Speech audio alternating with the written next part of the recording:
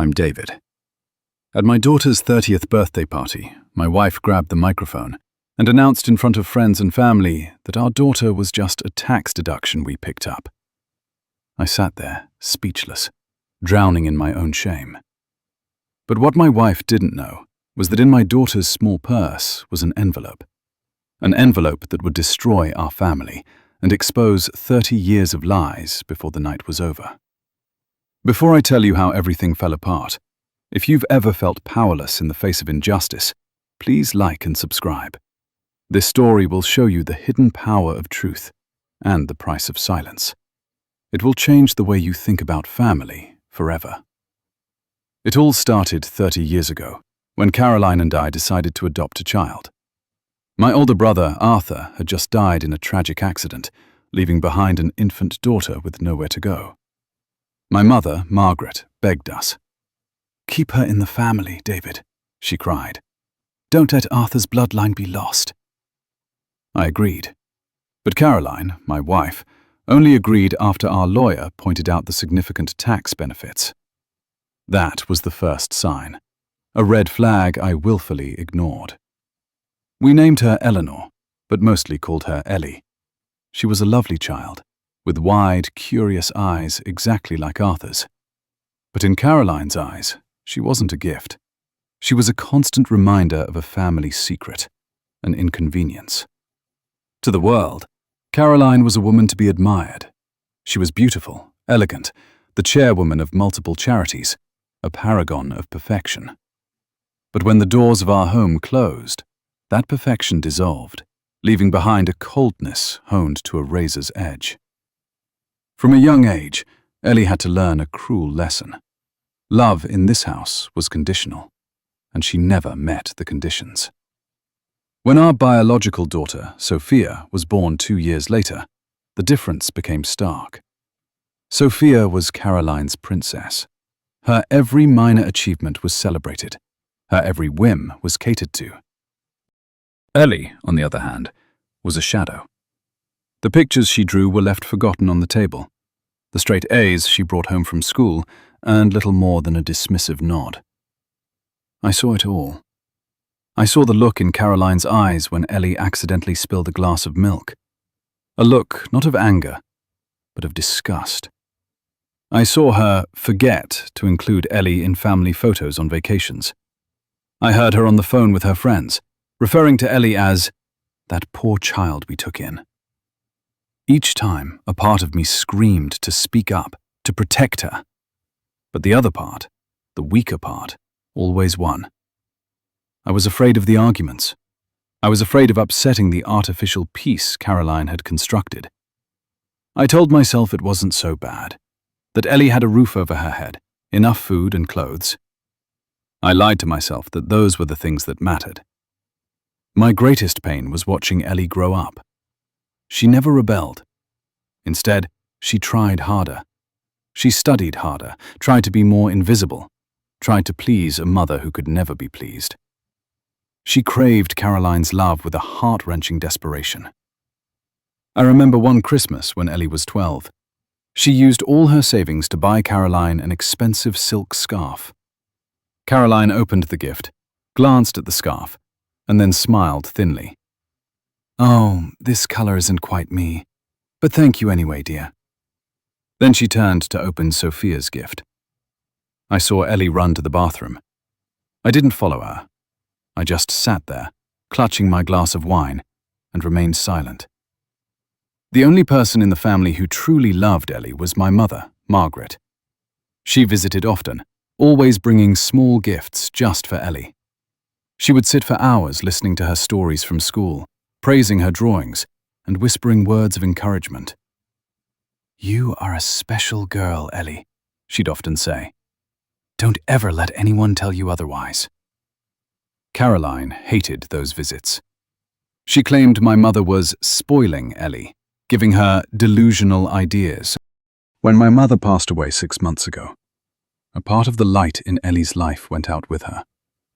At the funeral, Ellie cried silently in a corner, while Caroline was busy greeting guests, and Sophia was complaining that her black dress wasn't fashionable enough.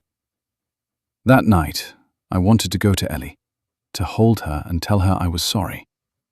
But I couldn't. I just poured myself a whiskey and sat alone in the dark, drowning in my own self-loathing. And then, 2 weeks ago, Caroline walked into my study with a radiant smile. "David," she said, "I have a wonderful idea. We're going to throw a massive 30th birthday party for Ellie." I was stunned. Caroline had never organized anything for Ellie beyond a perfunctory family dinner. "Why?" I asked, suspicion lacing my voice. "Oh, darling," she laughed, adjusting my tie. "She's 30 years old. She deserves to be recognized. We'll invite everyone. It will be a night to remember." I knew something was wrong. Caroline's smile didn't reach her eyes. But once again, I chose to believe the lie, because it was easier than confronting the truth. I didn't know that the night to remember she was planning wasn't a celebration, but a public execution. And I, the silent accomplice, had just helped her sharpen the blade. In the weeks leading up to the party, our house buzzed with an unusual energy. Caroline threw herself into the preparations with a fervor I rarely saw, unless it was a major charity event that could polish her public image. The phone rang constantly. Florists, event planners, and renowned chefs came and went. She had booked the grand ballroom at the St. Regis, the most luxurious hotel in the city. The guest list swelled to 50 people, comprising all my important business partners, Caroline's friends from her various boards, and influential figures from our social circle. "This isn't just Ellie's party," she told me one evening. "It's a statement about our family." At the time, I thought she was just talking about status. I was terribly mistaken. While Caroline was absorbed in her grand plans, I began to notice a change in Ellie. She grew quieter than ever. A few days after the party announcement, I saw a courier from a prominent city law firm pull up to our house. The courier handed Ellie a small, carefully sealed package. Ellie accepted it with a grave expression and quickly took it to her room. I meant to ask about it, but then I didn't. Probably just some paperwork from Mum's estate, I told myself. I had no idea that package contained not just papers, but ammunition. From that day on, Ellie seemed to exist in her own world. She still went to her job at the architecture firm every day, but when she came home, she would lock herself in her room for hours. Sometimes, I'd see the light in her room still on late into the night. One evening, as I passed her door, I heard her speaking on the phone to someone, her voice low but firm. "I understand," she said. "I need to be sure everything is legally airtight. There can be no mistakes." A flicker of curiosity stirred in me, but cowardice won again. I walked away, leaving her alone with her secrets. My unease peaked on a Saturday afternoon, about a week before the party. I came home earlier than expected and heard Caroline and Sophia talking in the living room. I wasn't trying to eavesdrop, but their words carried clearly down the hall. "Are you sure about this, Mum?" Sophia's voice held a hint of hesitation. "I mean, in front of everyone?" "It only works because it's in front of everyone, darling," Caroline replied, her voice as cold as ice. "She's lived under this roof for far too long, deluding herself that she has a place here. It's time to put her in her place, once and for all. After that night, she'll be too ashamed to ask for anything, especially when Grandma's will is finalized." "But what about the house?" Sophia asked. "The lawyer said she left a portion of it to her." "A small portion," Caroline scoffed. "And once we prove she's emotionally unstable after this little shock, contesting that portion will be much easier. She won't have the will to fight. Everyone will side with us, the benevolent family who took her in for all these years." The blood in my veins turned to ice. A trap. This whole party was an elaborate trap. They were going to destroy Ellie, humiliate her in front of our entire world, just to seize the small inheritance my mother had left her. A surge of rage, Something I had suppressed for years boiled up inside me. I clenched my fists, ready to storm in and end it all. But then I caught my reflection in the hallway mirror. A middle-aged man with the lines of compromise etched on his forehead. I thought of my career, of the business connections Caroline had helped me build. I thought of the peace, however artificial, that I had grown accustomed to. And my anger deflated, replaced by that old, familiar fear. What did I do? I silently turned around, walked back out the door, and drove around aimlessly until it was dark. I chose silence. I told myself Caroline wouldn't go that far, that I must have misheard, that there was probably another explanation. I chose the comfortable lie over the ugly truth.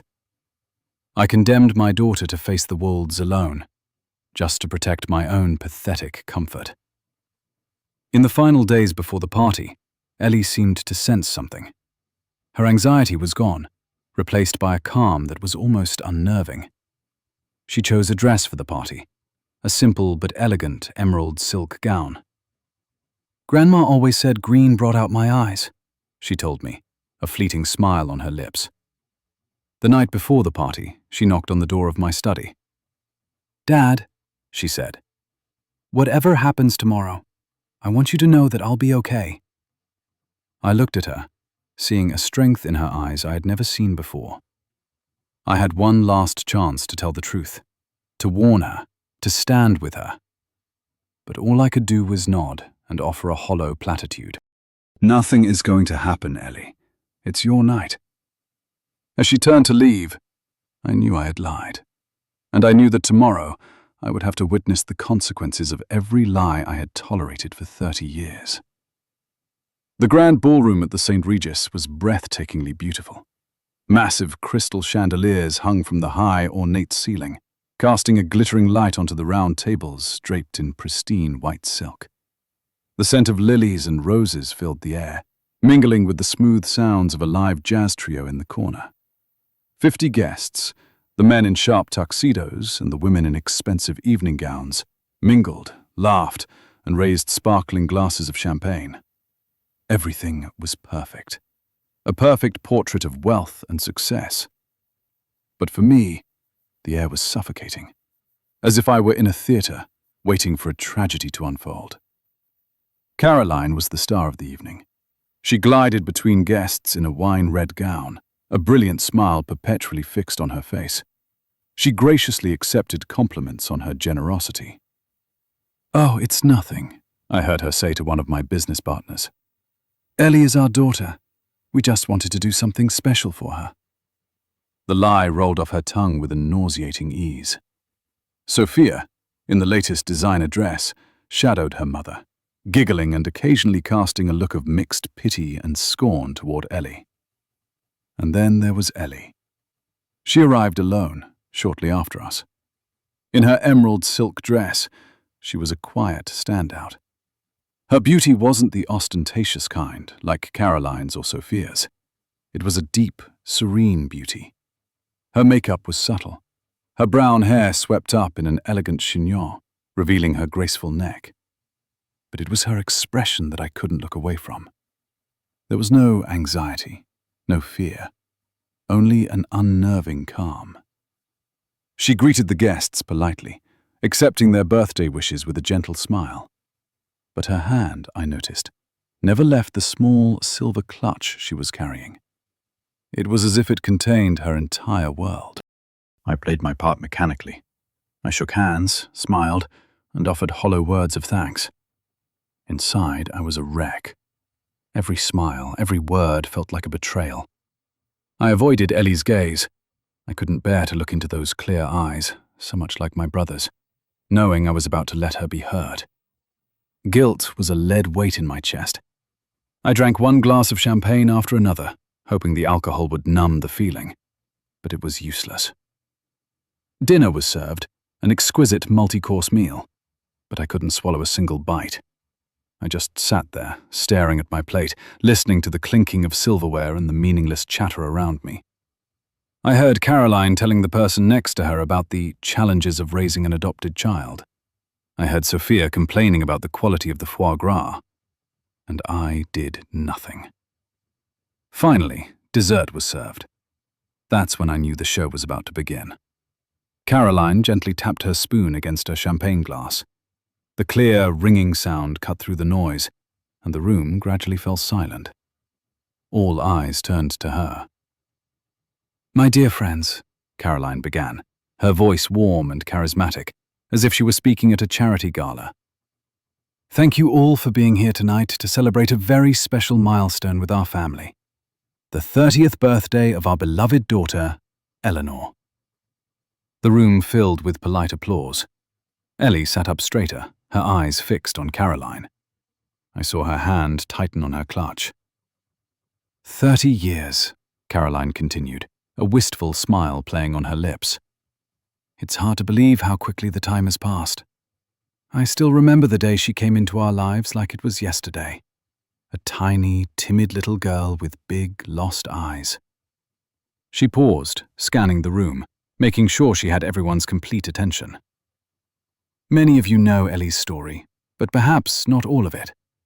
Tonight, on this special day, I think it's time we were all completely honest. My heart began to hammer against my ribs. Her words were like blows. I glanced at Ellie, expecting to see panic, but there was none. She remained calm, her gaze unwavering. It was as if she already knew every word Caroline was about to say. Caroline took a deep breath, like an actress preparing for her most important scene. She looked directly at Ellie, her smile gone, replaced by a look of grave, almost pitying seriousness.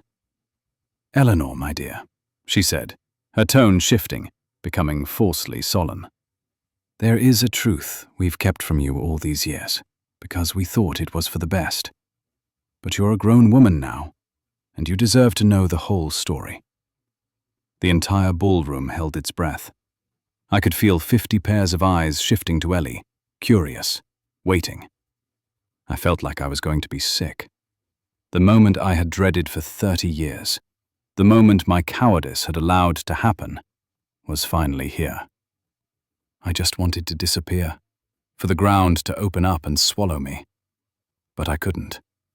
I was trapped in my chair, a helpless spectator at my own daughter's public execution. "The truth is," Caroline declared, her voice echoing in the dead silence of the ballroom, "Eleanor was never part of our plan. We had no intention of adopting a child." She paused, letting the shock ripple through the tables. A murmur started to rise. I saw a few people exchange confused glances. "When David's brother died, leaving behind a newborn, we were at a loss," she continued, her tone dripping with false drama.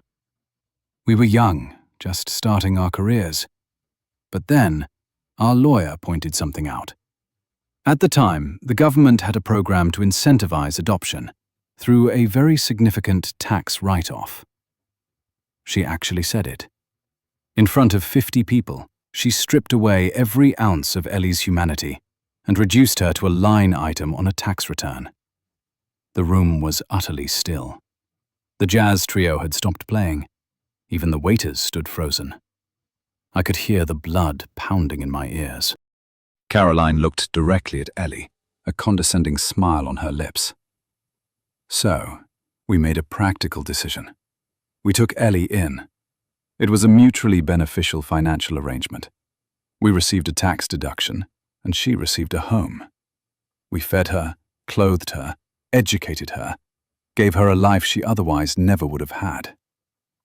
I glanced at Sophia. She was trying to stifle a smirk, her eyes glinting with malice.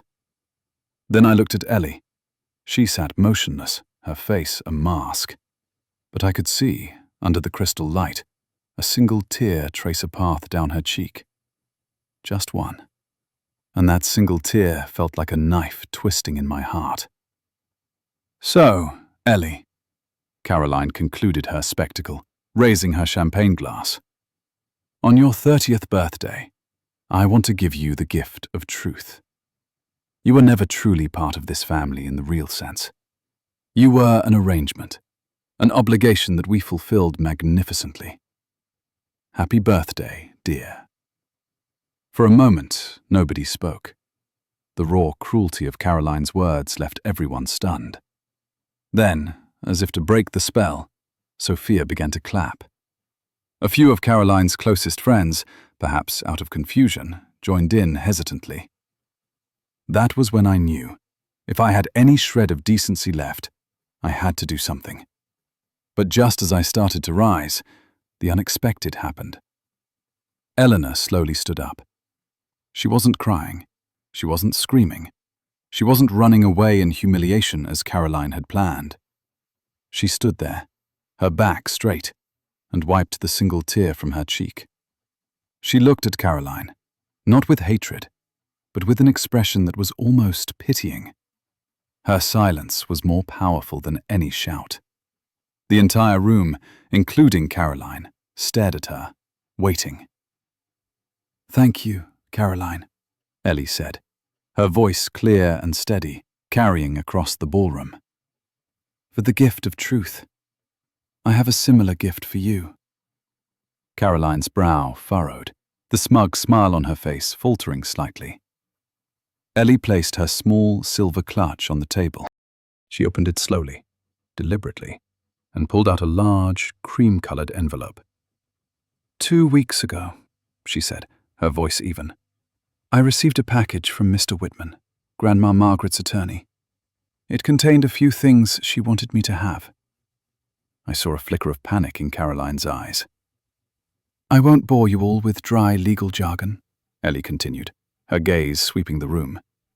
"I'll get straight to the point. The first item is a certified copy of her last will and testament."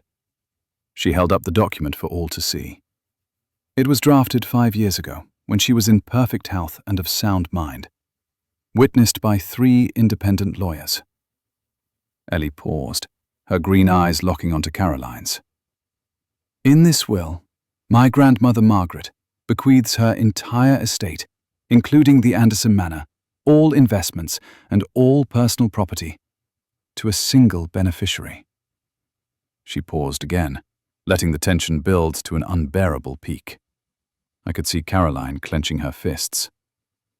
"And that person," Ellie said, her voice like steel, "is me, Eleanor Grace Anderson."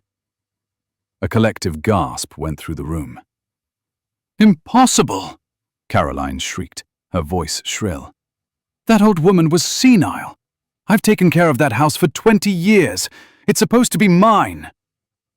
"Oh, it's very possible," Ellie replied, a wry smile touching her lips.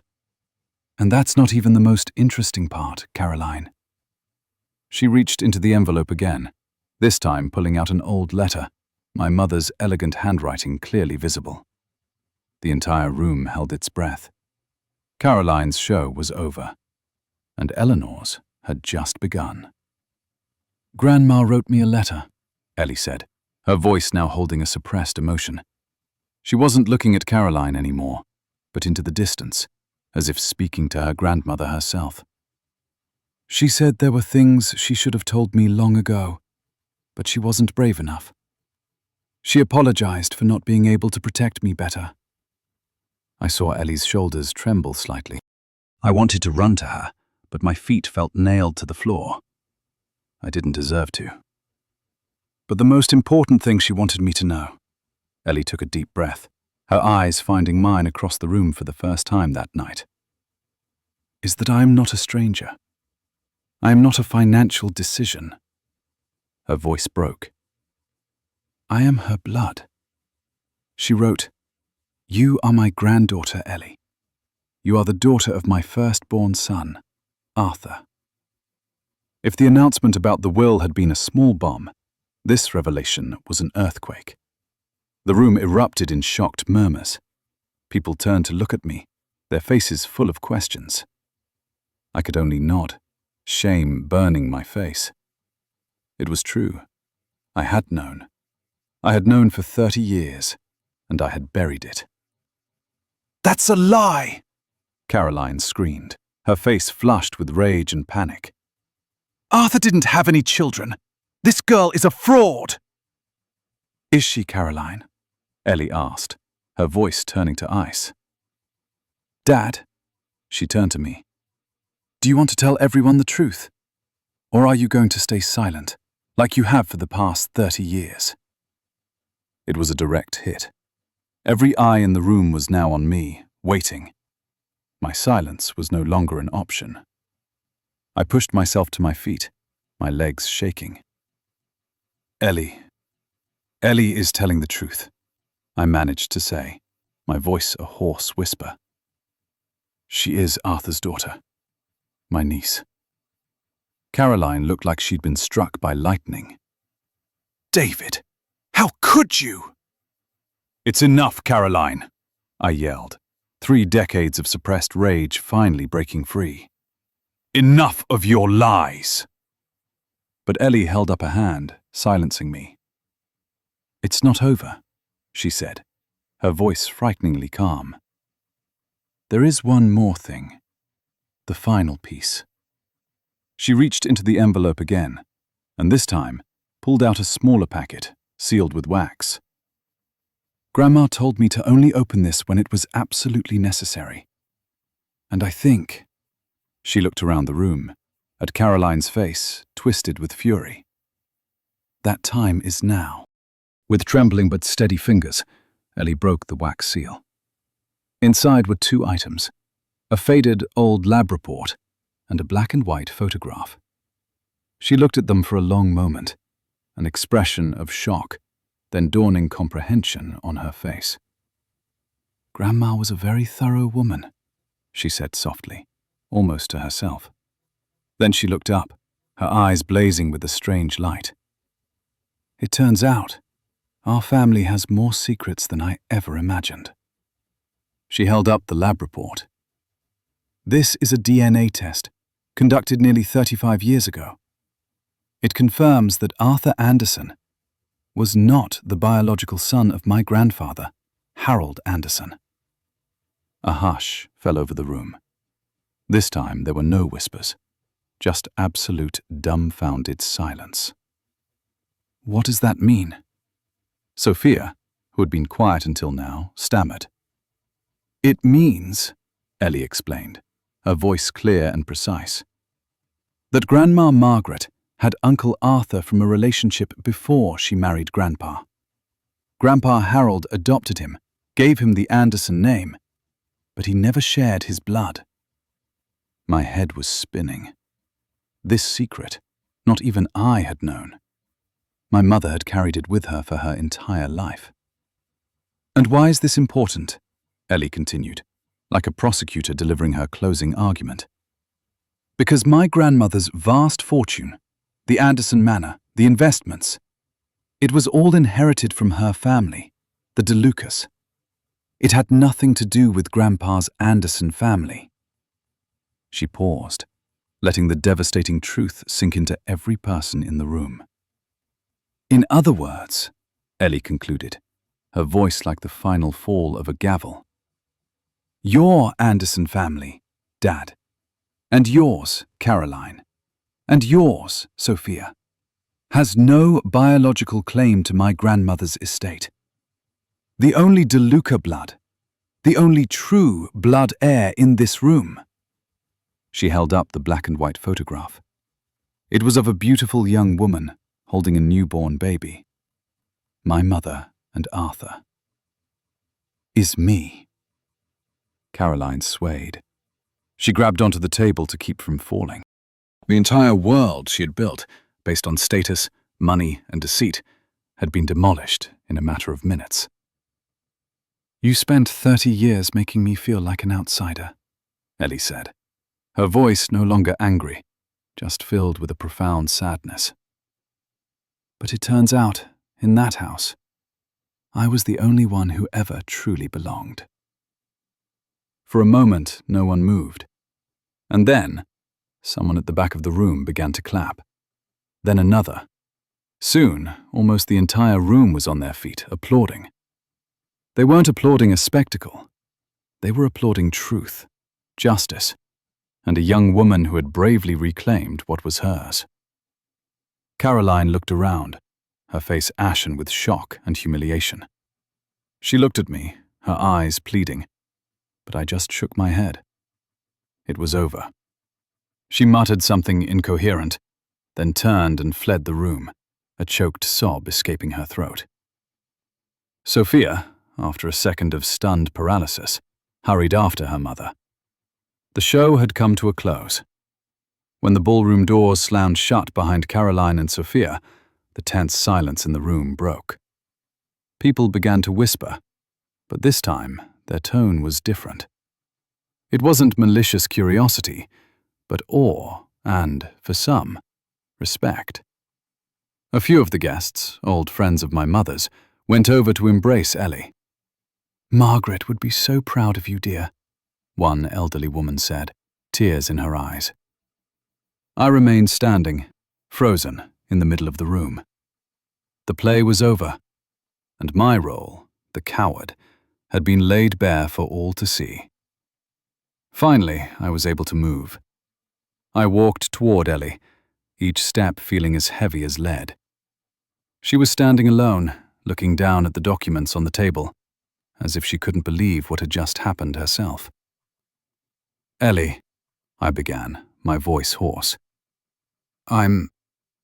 She looked up, her clear green eyes, now free of tears, held only an infinite weariness. "I don't want to hear it right now, Dad," she said, her voice soft but firm. "Not tonight." She was right. An apology couldn't erase 30 years of hurt. I could only nod, feeling failure and shame wash over me. "I understand," I whispered. I turned and quietly left my own daughter's party, leaving her among the people who truly cared for her. It was the first night of my life, but I felt completely and utterly alone. The months that followed were a blur of collapse. Caroline, unable to face the humiliation, took Sophia and moved to California. Our divorce was swift and quiet. She didn't contest anything. She just wanted to disappear. I sold the house we had lived in, a place filled with fraudulent memories, and moved into a small apartment downtown. I had lost my family, my status, and my self-respect. All I had left was my regret. I didn't try to contact Ellie right away. I knew she needed space, time to heal. Instead, I began a different journey, the journey of confronting myself. I found a therapist. For the first time in my life, I said everything out loud. The cowardice, the selfishness, the fear that had governed my life. I wept, not out of self-pity, but for the child I had failed to protect. Meanwhile, Ellie took charge of her inheritance with incredible grace and strength. She didn't sell the Anderson Manor. Instead, she began the process of transforming it into a community arts center. She kept Grandma Margaret's garden, where they had spent countless hours together, and opened it to the public. And then, she did something that stunned me. She used a large portion of her inheritance to establish the Arthur Anderson Memorial Fund, a scholarship for talented but underprivileged young architects. She was honoring a father she had never known, turning our family's pain into something positive. 6 months after that night, I received an email. It was from Ellie. The subject line was a single word: launch. Inside was a formal invitation to the opening ceremony of the Community Arts Center and the launch of the scholarship fund. My heart pounded. This wasn't a social obligation. It was a door, cracked open. I went. I stood at the back of the crowd, not wanting to draw attention. I saw Ellie on the podium in an elegant white suit, looking confident and radiant. She spoke about art, about community, about the importance of giving others a chance. And then, she spoke about her father. "My father, Arthur, was an artist," she said, her voice thick with emotion. "I never had the chance to meet him, but through stories and the things my grandmother left me, I know he was a beautiful soul who faced too much pain. This fund is not only to honor him, but to ensure that other young talents don't have to give up on their dreams because of their circumstances." When she finished, The applause was thunderous. After the ceremony, as people were mingling, she walked directly toward me. "Thank you for coming, Dad," she said. You were incredible, Ellie," I stammered, not knowing what else to say. "Arthur would have been so proud of you." Ellie smiled, a real smile, the first I'd seen in years. "I know," she said. "I think I'm starting to understand him." She paused, then said, "I'm cleaning out some of Grandma's old boxes this weekend. If you'd like, you could come by and look through them with me. There are a lot of photos of Uncle Arthur." With tears welling in my eyes, I could only nod. It wasn't total forgiveness, I knew that. Our relationship could never go back to what it was, because what it was had been a lie. But it was a beginning, a chance to build something new, something real, on the foundation of a painful truth. I end my story here, not because it has a happy ending, but because it is at a new beginning. My journey of redemption will be a long one. Some scars will never fade. But tonight, as I sit in my apartment, I don't just feel regret. I feel a flicker of hope. Hope that from the ashes of lies, something true can grow. And hope that one day, I might finally be worthy of the title Ellie has offered me. Dad. After everything that happened, I spent a lot of time reflecting, not to excuse myself, but to understand the root of the decay that consumed my family. The greatest lesson I learned came not from self-help books or therapy sessions, but from my own 30-year silence. That lesson is this: silence in the face of cruelty, injustice, or unkindness is not neutrality. It is complicity. I told myself I was keeping the peace, but I was actually sacrificing my daughter's dignity and happiness for my own pathetic comfort. I chose the path of least resistance, and that path led directly to destruction. Peace that is built on the pain of another is only an illusion, and it will always, eventually, shatter. This story is not just the confession of a failed father. It is a testament to the immense power of truth and the cost of deceit. Caroline tried to weaponize her version of the truth to destroy Ellie, but ultimately, it was the whole, buried truth that set Ellie free and demolished Caroline's artificial world. It shows us that no matter how deeply it is buried, the truth has an inherent power, and it will eventually find its way to the light.